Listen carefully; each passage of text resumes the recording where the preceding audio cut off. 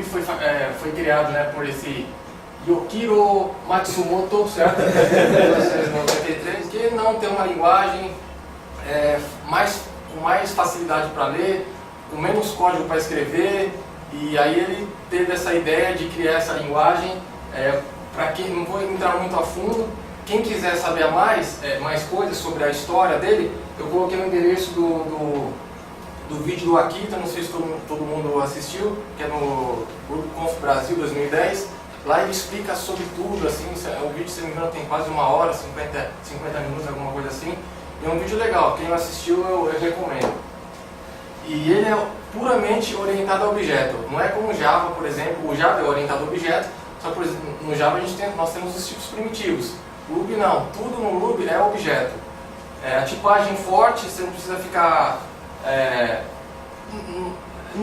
fazendo nada, né? Já tem tipagem automática e ela é uma linguagem dinâmica. Então, o objetivo da sua criação foi aquilo que eu falei para vocês. Ter facilidade na leitura da linguagem, escrever menos código, não precisar ficar escrevendo coisas repetitivas, sei lá, toda hora ficar declarando um privado, alguma coisa assim, int, essas coisas não precisa. Então, essa foi a intenção da criação da linguagem. E como eu falei, ela é puramente orientada a objeto. Então, ela é uma linguagem interpretada, certo? Ela necessita da instalação de um interpretador. E no Mac já vem instalado automaticamente. E se você quiser, quem está no Mac, executar essa linha de comando, por exemplo, vai vir essa linha aqui, que no caso está falando que a versão na minha máquina está a 1.9.2. E nós temos também, para trabalhar com ele, temos o gerenciador de pacotes, que é o RubyGems. Que na verdade ele é? Ele contém várias bibliotecas que já tem códigos prontos para você trabalhar. Então, tem muita coisa pronta, é uma coisa muito grande mesmo, muito poderosa, para você trabalhar com ele. E ele contém, igual eu falei, bibliotecas reutilizáveis e pode conter código em C, em Java, .NET, várias linguagens. Então, a gente precisa instalar o RubyGems e é fácil. É só você ir no site, você fizer gem install, essa linha de comando, ele já vai baixar, já vai fazer tudo automático para você. Não vai ter problema nenhum, você já vai ter ele na sua máquina. Então, nós temos também interpretadores Ruby. Por exemplo, o JRuby, que ele é implementado para trabalhar com Java, com Ruby. Tem o Iron Ruby, Ruby.net, dá para você trabalhar com linguagens .NET com ele, que aqui é a Microsoft, né? Então, quando você utiliza esse JRuby, a nossa, que palavra, né? Interoperabilidade. O código Java existente, então você não precisa, o código que você está escrito em Java, você não precisa adaptar ele para Ruby. Já vai funcionar, você não vai precisar ficar mudando nada. E ele suporta Rails 3 também. Então, falar um pouquinho do RB. O RB, na verdade, é um grande recurso para programadores Ruby, que, na verdade, quando você está no terminal, vou até mostrar aqui, se não me engano, eu coloquei um exemplo. Eu estou no terminal, eu digito RB, e você já pode começar a programar no terminal. Então, eu até brinquei aqui, né, que o China é um grande corintiano, e aí, cada linha que você vai programando, ele já executa. Então, e aqui, esse new, eu vou falar mais pra frente, tá? Depois vocês vão entender o que é. O new, na verdade, é o nu no Ruby. New, pra gente, no Java é nu, no Ruby é new. Então, é uma ferramenta poderosa esse RB. Então, se você quiser programar no próprio editor aí, não tem problema nenhum. Um bloco de notas também, só que um bloco de notas é diferente. Aí, a gente pode executar, por exemplo, aqui eu fiz no editorzinho de texto do Mac, só que para funcionar você tem que salvar ele com a extensão .rb, certo? Aqui eu coloquei um exemplo, puts, quer dizer, para imprimir, certo? É que nem fosse o print ln, e aí eu coloquei o China gosta de voltar a tarefas dos programadores, aí para tirar um saquinho. Vocês vão ver que tem muito a ver com o China essa apresentação. Eu não estou voltando minhas tarefas, então eu vou pegar no pé dele. E aí quando você vai no terminal e faz ruby, o end.rb, vai aparecer aquele código que eu coloquei. Então, agora eu vou falar um pouquinho da sintaxe da linguagem, mostrar alguns exemplos. E, por exemplo, quando eu quero trabalhar com operações aritméticas, a gente tem aqui o multiplicação, que é o sinal de vezes, né? Uma adição, subtração, divisão, potência e o resto de divisão, certo? Que é o mod. Que ele sempre vai retornar um valor inteiro, né?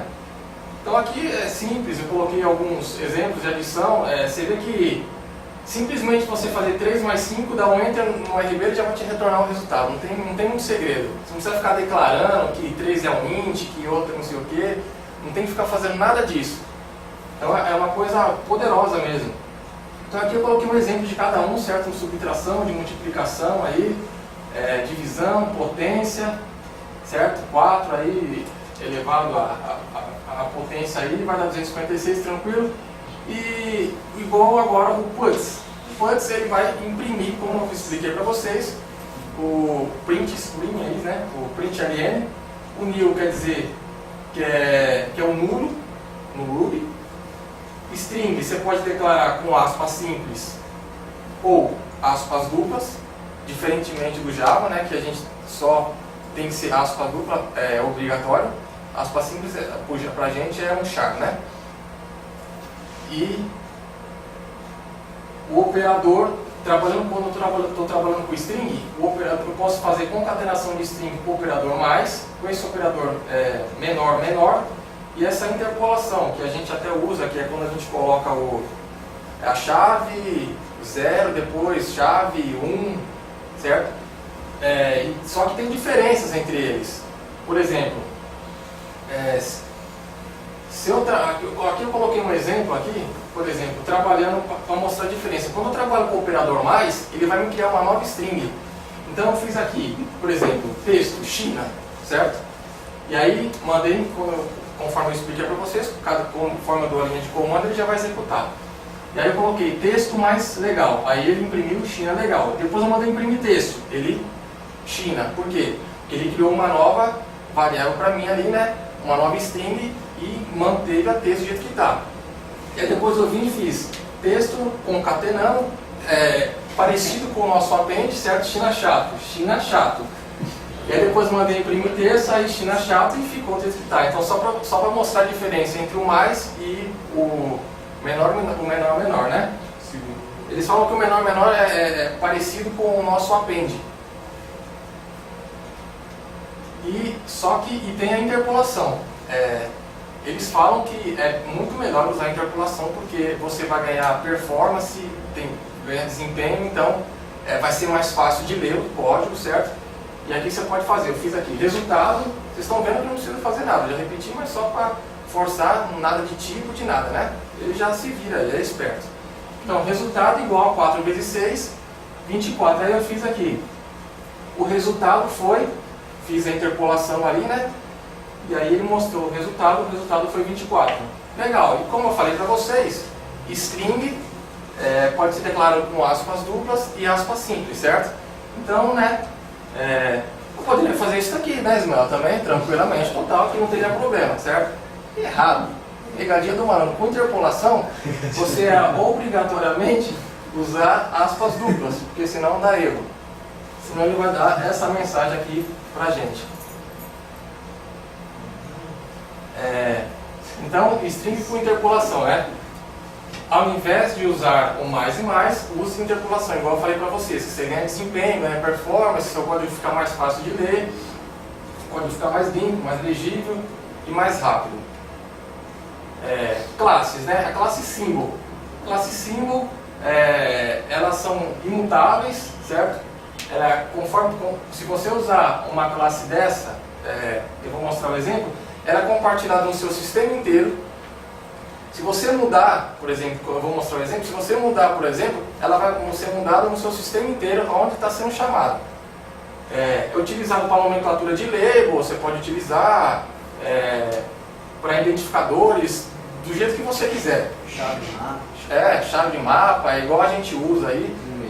Aí vai da criatividade, igual o Douglas falou, né? O que for melhor para você, no eixo você utiliza. Então aqui eu dei um exemplo, né? Só de você fizer isso daí, 2 pontos status, ele já vai saber, ele automaticamente vai falar, isso daqui é uma classe símbolo. E aí ele vai imprimir. Aí no caso ali fiz 2 pontos status.class, ele vai me retornar a classe, né? Como eu falei, tudo orientado a objeto, a classe símbolo. Aqui, fala um pouquinho de operadores booleanos. Então os operadores booleanos, se eu fizer um igual a igual, né? Sempre, qualquer coisa que eu fizer aqui, ele vai me retornar um true ou false. E eu posso usar também combinações AND ou OR, do jeito que você quiser.